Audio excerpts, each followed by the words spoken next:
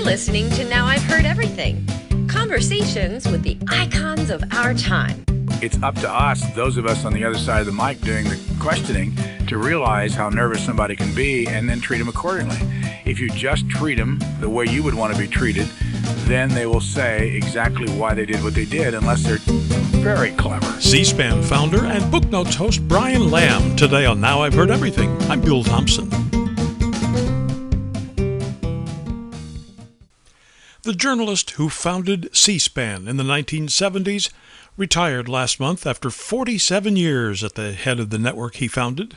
To many viewers, Brian Lamb was C-SPAN. His quiet and intelligent demeanor helped set the tone for the nonprofit network that brings the workings of the federal government into American homes via cable TV. And for 15 years, Brian Lamb was also host of the popular weekly C-SPAN show Booknotes. Each show featured an interview with a prominent writer of nonfiction, and each writer was allowed on the show just once. So there were 800 episodes and 800 authors interviewed. About halfway through the show's run, in 1997, Brian Lamb and his staff assembled a collection of highlights from the interviews that he had done up to that point in a book called, appropriately enough, Booknotes. And that's when I had the chance to have a few minutes with him. In a moment, our conversation. Come back with us now as we relive a little piece of our cultural history on Now I've Heard Everything. This interview is from Bill Thompson's 30-year archive. Enjoy. So here now from 1997, C-SPAN's Brian Lamb. I can't imagine anybody who has got cable TV in this country and has not at least once seen your show. Well, your premise that you can't imagine somebody watching at some point or another is probably true, but half the time they think I'm either John Glenn or Frank Sinatra. So it doesn't, fame comes in strange ways. But as far as the people, Bill Thompson, that I've met, it's not unlike what you've done over the years, and that is people come through all the time to places like we have, and it's a fantastic way to get to know how other people think and what they do. Does it feel odd in any way to be on the other side of it now? It does a little bit, except throughout the 20 years of C-SPAN's history, I've had to talk a lot about what we do, to tell people why it matters, what our mission is, and all that. So it's a little odd, and I'm much happier asking questions. But if you want people to know what you do, you got to talk about it. How did you? I know the process. Of trying to decide on what kind of format a book like this properly belongs in. How did you arrive at this? I love this format. We started out with a different concept than we ended up with. And when we went to Peter Osnos at Times Books and he bought the book and assigned Jeff Chandler to be our editor, we began the process of what is this really going to look like? We knew we had 400 interviews, and there were some really interesting things in each interview, but we didn't quite know what would hold together. So what started out to be a book about a little bit about Vietnam, a little bit about presidents, a little bit about history, ended up being a book about writing, which everybody that worked on this, Robin Scullin and Susan Swain and Gene Daly and myself and Jeff Chandler, felt good about at the end. But from those 400, how do you choose? I mean, every one of the 400 could easily be in a book like this because you got the creme of the creme. You've got the biggest of the biggest names. Well, frankly, I feel a little bit guilty that there are only 120 in this book, but I want the rest to know that it had nothing to do with what they said as much as the fact they didn't talk about writing. Because if you talked about writing and how hard it was, or frankly how easy it was, or what you thought of the idea of writing, or how you wrote, or where you wrote, you kind of made it into the book. Those that didn't, and a lot of them don't when we do the show, didn't make it, but there are future books that possibly might come out of all this. These are, I gather, transcripts or partial transcripts or cobbled together transcripts from the interviews. Well, an interesting story about this book is there's an extension of it that almost anybody can get involved in, even if they don't buy the book, although I think having the book is more fun than just going to the internet, because you can go to www.booknotes.org and find every transcript of every Booknotes. You can find another 150 photographs that are an extension of what you see in this book. There are 32 pages of color photographs in this book, and we wanted to share some of the other photographs that were taken. There just wasn't any room for. Then you can also hear some audio clips, some video clips. You can find out what the music that intros the show's all about. But and then the discussion. Frankly, I put some stuff on audio tape to talk about why we did what we did. It's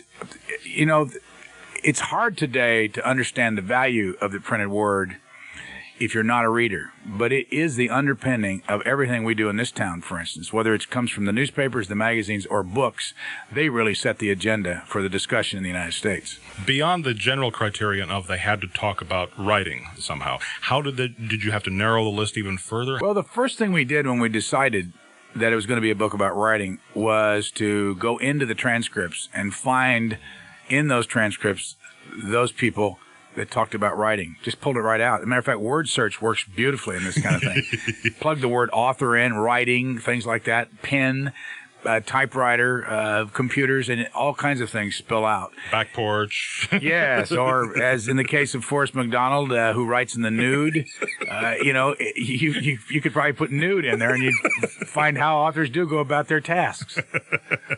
There's lots of books on the shelves out there on how to write, how to be an author, how to write a book. But it's little tidbits like that on why Norman Mailer doesn't get writer's block, or who gets nervous on a book tour, who uses what kind of pen to sign autographs on the tour. Those are the little things that I find fascinating. Well, as an interviewer, you would understand when somebody tells you when you're about to sit down to do a program like Booknotes, I've never been interviewed before on television, that you just say, oh, my goodness. Yes. And they happen to be, almost in every case, very good once they get past the first 5 minutes. But it is frightening if you've never done this before. And you'd be surprised how many authors, as you know, show up having never done television. I've actually caught a few who've never done an interview, period. And believe, you're right. Those are challenging. Well, this business, this medium, whether it be radio or television, is frightening until you do it for a while. And it's like everything else. And so it's up to us, those of us on the other side of the mic doing the questioning, to realize how nervous somebody can be and then treat them accordingly. And I think that's half the battle in this business, is don't frighten them and don't go after them. And people do that in our business all the time, and then everybody gets their back up. If you just treat them the way you would want to be treated, then they will say exactly why they did what they did, unless they're very clever and want to protect, I don't know what it is, they want to protect the audience from ever hearing what the real motive is. But most people are very good at telling you why they're doing what they're doing. Do you consider it a prerequisite to have read the book before you do the interview? I consider it to be a prerequisite to always read the book, spend lots of time with it, because the author did. And as you know, when they show up, as one author said, he leaned over to me just before the show started, and he said, I can't believe that you might have read the book, because the last place I went, the fellow leaned across from me and said, quick, tell me what's in your book so I know what to ask you. So, of course, I think that that's one of the great things about the show. But I got to tell you, I have a selfish motive.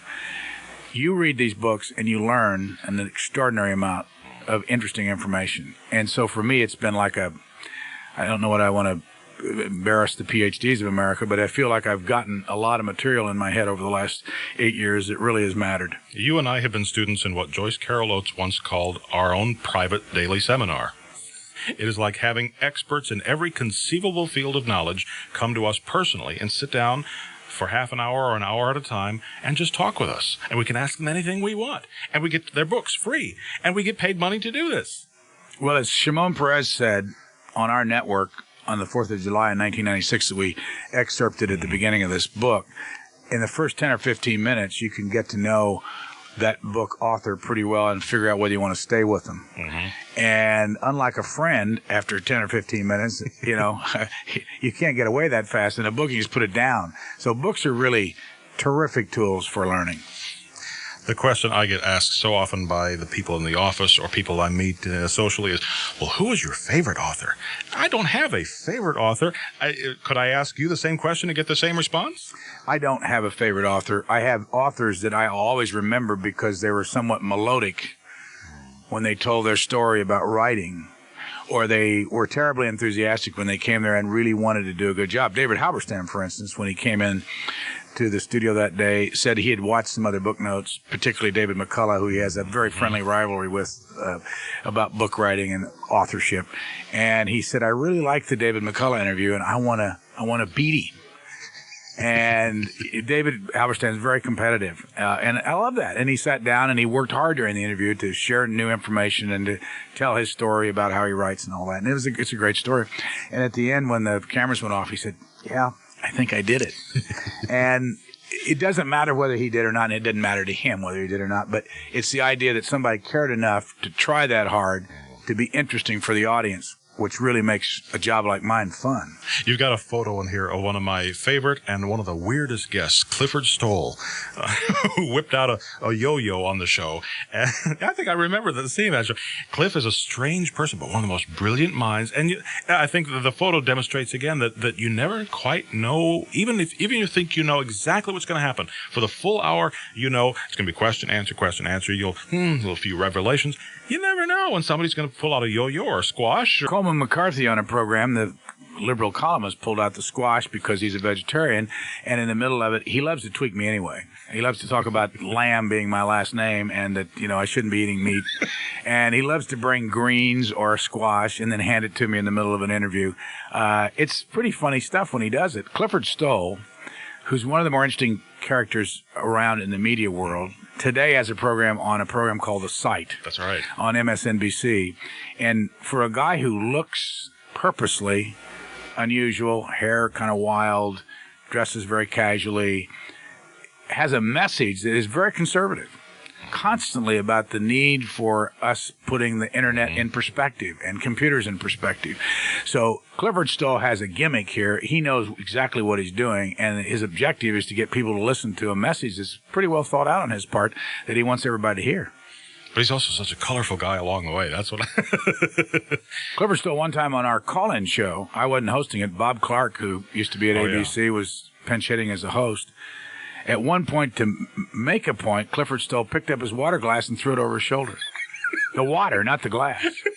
And seeing Bob Clark's reaction to it was worth the price of admission to any C-SPAN program.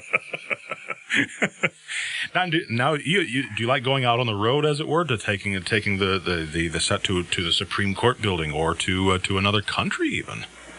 Well, in the course of reading all these books, I've become somewhat familiar with Alexis de Tocqueville, who I never knew anything about when I was growing up. I didn't get him much in class and all that, but he came here 166 years ago. And what you learn if you read the Booknotes book is that a lot of things we've seen in books we've taken to the network, like the two big school buses we run around the United States, like the recreation of the Lincoln-Douglas debates, like my own personal crusade to go to every grave of every president. Yes. And then when it comes to the de Tocqueville, or actually you don't call him de Tocqueville, you call him Tocqueville, the Tocqueville tour, we have learned so much about history over those years, and it all came from presidents and authors mentioning him time and time again in history books. So we took the whole network over to the Tocqueville Chateau in France, spent 4 hours live coming out of there on a Saturday morning with the Count, whose children are direct descendants of Alexis de Tocqueville, and talked about the aristocracy, the French Revolution, what Tocqueville learned when he came to the United States, what he found when he looked at the prison system of the United States, and we brought all that back from that trip and are now moving around the country, stopping on the 9-month tour where he stopped and talking about history and talking about what he found and how it relates to today's society. You love history, don't you? Well, it's new for me. I liked history in college when I went to Purdue University out in Lafayette, Indiana, but I really wasn't. I was thinking more about doing this, being a radio announcer, and I knew that I had to get a degree and I wanted to go into the Navy, which I did. But history today comes to life for me every day when I read these books, and it frankly started. And I think it's important for everybody to know this because these anniversaries do matter. With the 200th anniversary of the Constitutional Convention and the writing of the Constitution, and Warren Burger introduced a book to all of us that had been around for a while, but we had forgotten, called Miracle at Philadelphia, written by Catherine Drinker Bowen.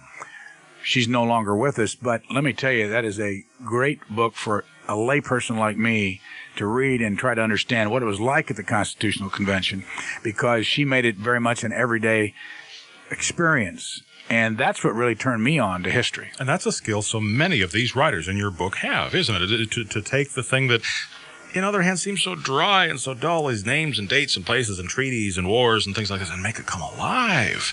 Well, authors who are dedicated to doing history or political science or biography or memoir are fascinating to watch because they put their whole life into it. Maybe like in Neil Shin's case, with A Bright Shining Lie, the story of his involvement and our involvement as a country in Vietnam took 16 years.